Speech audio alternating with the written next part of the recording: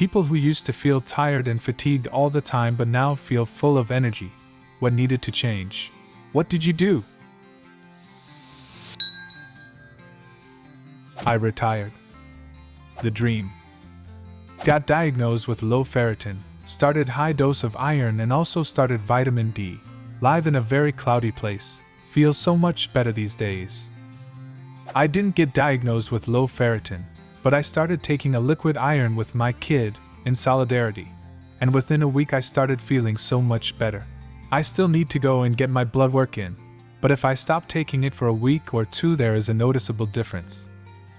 Most doctors define low ferritin, aka iron deficiency, which can include anemia or not, as a ferritin level below 30 or sometimes even below 20. If you have symptoms of iron deficiency and are under 50, supplementation is likely called for. If you have restless leg syndrome in particular and are under 75, supplementation is likely called for. A safe upper level is around 300, and harm from iron supplements typically takes years to achieve, so modern scholarship suggests that a target level of 100 for almost everyone would cause no harm and may heal a lot of people. I was disabled for many years going far past fatigue with a level of 72. Lost weight. The answer no one wants to hear, but I lost 25 pounds last year, and it's made a big difference. Went to a GP with severe fatigue. He told to lose weight and exercise more. I had already lost 35 kilograms by that point, and was unable to exercise due to the fatigue. Went to a different GP. He found that I was severely anemic and I got put on a supplement. That didn't work very well, so then I got a blood transfusion. That worked okay for a week or so, then the fatigue was back. Eventually it came back to lose weight and exercise more. See above. Went to yet another GP, this time one that cost a fortune and had a 12-week wait to see, but she came highly recommended.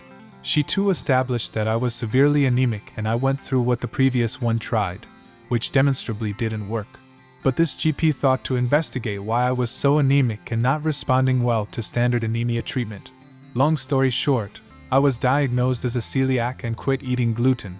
I felt so much better within a fortnight of quitting gluten, and now I am back to feeling like my old self. My iron levels are now normal without the need for supplements. I left my husband. He never let me sleep. I swear to God, of all the little human behaviors and foibles Reddit has allowed us to share and learn are actually quite common. Men depriving their women of sleep is a really significant one. What the fuck is wrong with these guys? I also had one of those. I was so fucking exhausted. Now I sleep 9 hours a night and I'm free. Congrats on your escape, sister. Same happened to me. He'd wake up at 5 in the morning and use every pot and pan we owned to make himself breakfast, and then leave the kitchen a mess. I kept giving him benefit of the doubt that he didn't realize how shitty he was being and I just needed to communicate it better. Got diagnosed and treated for hypothyroidism. This right here. The difference of before-after medication was night and fucking day. Right. It never even occurred to me to get checked out about it. The worst of it hit me during COVID, so I just assumed it was a combination of burnout plus being out of shape. It was a dental hygienist of all people who looked at my throat, felt it a little, and went, this might be weird, but you should ask your doctor about your thyroid. It looks swollen to me. My GP just barely restrained herself from rolling her eyes at me when I asked. She's a whole other story on her own. But when I finally convinced her to just fucking feel my throat for 5 seconds, she started out telling me I was fine, and then stopped dead mid-sentence, felt harder, and went, I'm going to write you a referral. The thyroid specialist was the nicest and best doctor I've ever seen. Dude sat me down and explained every detail of what the problem was. He drew diagrams, what he planned to do about it, gave an outline of backup plans if that didn't work. He was great. And yeah, got meds. Literally 2 days later I was up with the sun and energized enough to complete all the housework that had been neglected for weeks. Before noon. I couldn't believe it. Exercising more and eating cleaner plus drinking more water. Yeah, for me getting a good amount of cardio, 6 hours a week, helped immensely. I had eaten right, drank tons of water, got lots of sleep, lifted lots of weights, still always tired. And the idea of biking and running to get more energy seemed ridiculous. But I think the greatest strengths of the human body are adaptation and efficiency. Mitochondria must be metabolically expensive. If you don't do activity that forces your body to maintain plenty, you will have less energy all the time. Medically retired from US Army after falling asleep while driving. I was tired and had lots of unusual lab results during annual physical. My sister noticed I was snoring loudly while she was visiting. Talked to my doctor about snoring and got scheduled for in-lab sleep test. It turns out I have severe sleep apnea. After getting CPAP 20 years ago, my health was much better, but still not great. Next sleep test 10 years later, my prescription was switched to a BiPAP. Last year, I got a new sleep test and a new BiPAP, and the change was noticeable in how much better my health is using a BiPAP with AutoSet, which adjusts the pressure dynamically. Before the COVID lockdowns, I rode my bike to work for 12 years, which was about 3 hours of exercise per day. After the COVID lockdowns, I stopped riding my bike to work and I gained 80 pounds. Finally, my doctor said I needed to start using insulin to control my diabetes. I decided to lose weight to control my diabetes. So I lost about 60 pounds in a few months, and now my diabetes is under control without having to use insulin. I started biking a lot and riding a stationary bike at home when I can't ride outside. Summary: BiPAP to control sleep apnea, exercise to control diabetes and improve health. Deleted my FBIG accounts, stay hydrated, spend time sitting in nature, eat whole foods, low carb, have a small inner circle, stay off the news, mind my business. Had to have the massive tumor removed. Better now. Glad you found it, treated it, and got better. Quit drinking. Me too, gave up the few glasses of wine that helped me sleep and started running marathons to tire myself out. I went to rehab. Haha. But good on you for ending it before it got uncontrollable. Exercise as much as I can and stop overthinking. How do you stop overthinking? I try lots of things, but it happens often along with anxiety. Personally, I found things I wasn't good at and did them. I'm naturally good with numbers and whatnot. Hate it gives me too much time to overdo, and then I start repetitive patterns in my head at the same time. What I'm not naturally good with is people and working with my hands. So for a long time I forced myself to interact as often as I could, and I do physical outdoor jobs. They require my full attention, so works for me. I was bleeding so much I became anemic, so I started taking iron pills and shoved an IUD in my cooter. Changed my pillow. Started going to bed a minimum of 8 hours before I need to get up. I retired.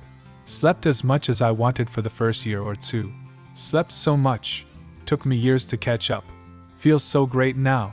That tired feeling is rare now. I still sleep a lot. I had no idea how much sleep I need. Way more than 7 to 8 hours a night. Stop drinking energy drinks. Therapy helps, not being a workaholic. Cut down on junk food takeout. Finding a job with good work-life balance and good coworkers. The exercise followed later because I needed all that to help me feel motivated and more alive. I quit smoking weed. Bread. Bread made me tired. Rice gave more sustained energy and fewer headaches. I didn't even realize that I was constantly tired until I did keto and cut out wheat.